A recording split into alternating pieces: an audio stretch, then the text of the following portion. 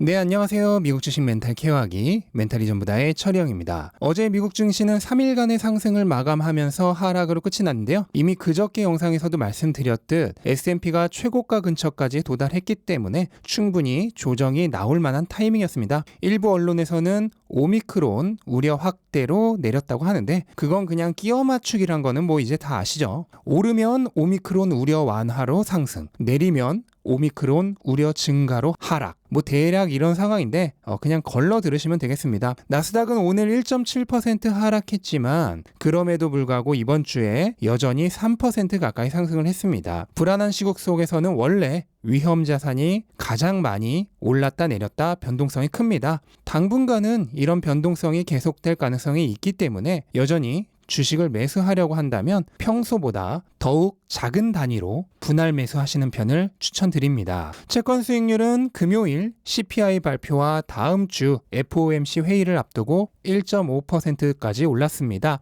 인플레이션이 계속해서 확대되고 그로 인해 다음 주 화요일과 수요일에 예정되어 있는 FOMC 회의에서 테이퍼링의 가속화 또는 내년 금리 인상에 대한 얘기가 나올 가능성을 염두에 두고 있는 모습이죠. 현재 시장은 11월 소비자 물가지수가 전년 대비 6.7% 상승할 것으로 기대하고 있는데 만약 그 정도나 그 이상의 수치가 나올 경우 다음 주 FOMC 회의에서 연준의 적극적인 대응이 나올 가능성이 있습니다. 우선 현재 매달 1,200억 달러씩 매입하는 채권 규모를 한 달에 150억 달러씩 줄여나가서 내년 7월에 테이퍼링을 종료할 예정이었는데 이 속도를 2배 정도 높여서 매달 300억 달러씩 줄여나가서 내년 3월에 완료하는 대응 등을 할 가능성이 있습니다. 이 경우 테이퍼링이 조기에 종료되기 때문에 이후 금리 인상 역시 조기에 시행할 가능성이 있게 되는 거죠. 현재로선 내년 3분기에는 금리 인상을 할 가능성이 높다는 게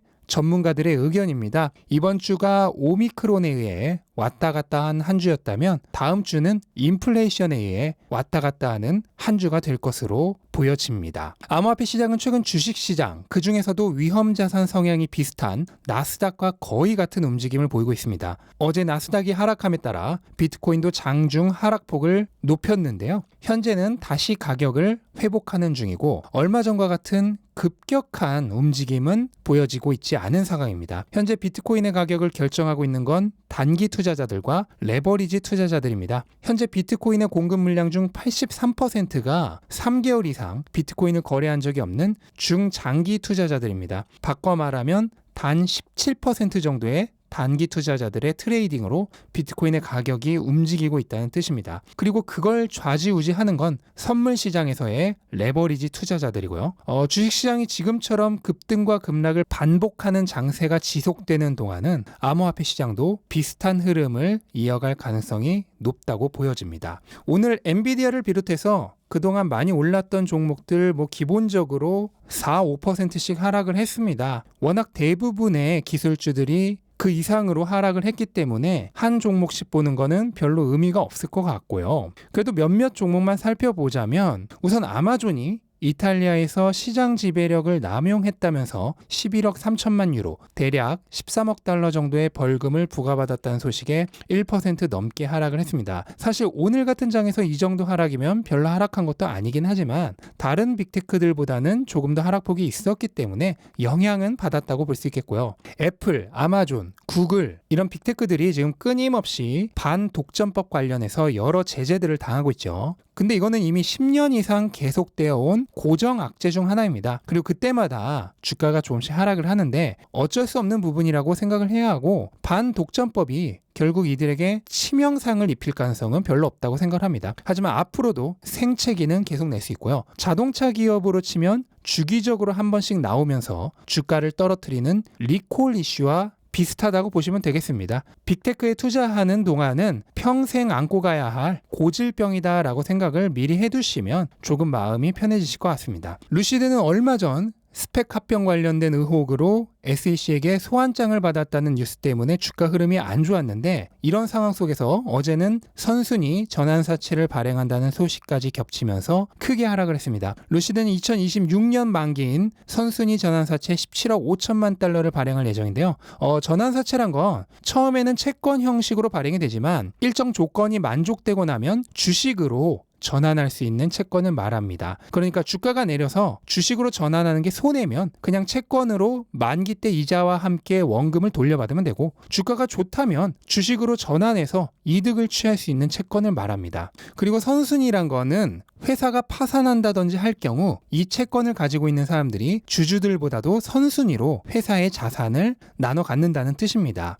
전환사채도 유상증자와 마찬가지로 장기적으로 보면 회사를 위한 행위입니다. 기업은 유상증자나 전환사채를 통해서 자금을 마련하죠. 그리고 그렇게 마련한 자금을 재투자해서 공장을 짓고 인력을 확보합니다. 그렇게 회사가 성장한다면 나중에 지금 당장 투자한 돈보다도 훨씬 큰 이익을 올릴 수 있게 되는 거죠. 다만 시장에는 그렇게 인내심 있는 사람이 많지 않죠. 대부분은 지금 당장 눈앞의 손실에 민감합니다. 유상증자든 전환사채든 주식수를 증가시키기 때문에 내가 가진 주식의 가치를 희석시키는 효과가 있습니다. 예로 100만 원짜리 회사의 주식이 50장 발행되었다면 내가 한 장을 가지고 있을 때 2만 원만큼의 자산 가치가 있지만 주식이 50장 추가 발행돼서 100장이 된다면 이제 한 장에 1만 원만큼의 자산 가치밖에 없는 게 되는 것입니다.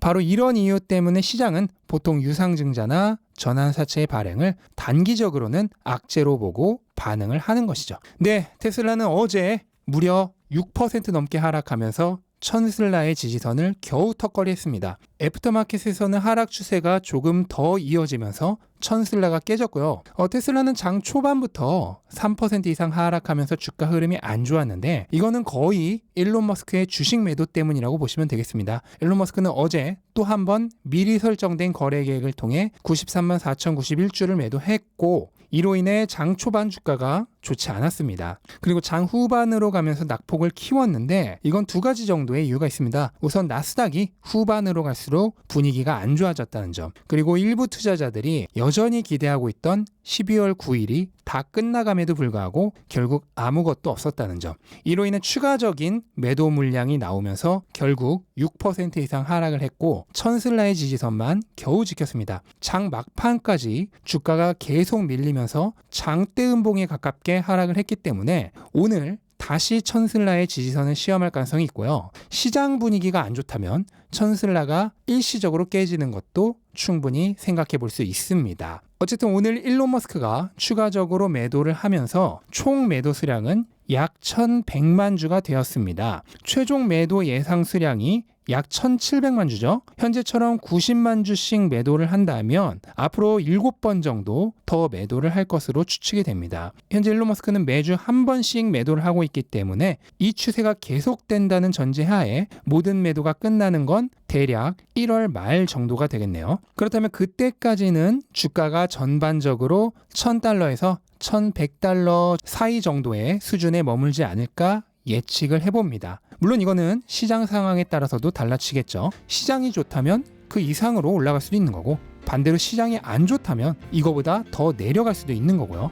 저는 다음 주에 테슬라 주가가 몇 달러일지 예측할 수 없습니다. 12월 31일에 얼마일지도 예측할 수 없고요. 1월 말에 얼마일지도 모르겠습니다. 그런 건 제 관심사항이 아닙니다. 제 관심사항은 테슬라가 올해 몇 대의 차량을 인도했고 마진은 얼마나 올랐는지, 새로운 공장은 언제 양산을 시작하고 내년에는 몇만 대를 판매하게 될지, 그리고 내후년과 또 그 후년에는 얼마나 성장을 더 이어갈지, 이게 제 관심사입니다. 그리고 지금의 폭발적인 성장을 계속 이어나간다면 몇 년 후 주가는 주식 분할을 한 번 더 하고 나서도 다시 이 주가로 돌아올 것입니다. 그래서 내일 천슬라가 깨지던 말던 저는 아무런 관심이 없습니다. 네, 이상으로 오늘 영상을 마무리하도록 하겠습니다. 오늘은 즐거운 불금입니다. 오늘 시장이 오르던 내리던 그런 거 상관하지 마시고 즐거운 마음으로 금요일 하루 잘 보내시고 주말을 맞이하셨으면 좋겠습니다. 네, 영상 끝까지 시청해주셔서 감사드리고 영상 도움되셨다면 구독과 좋아요 부탁드리겠습니다. 이만 마치겠습니다. 감사합니다.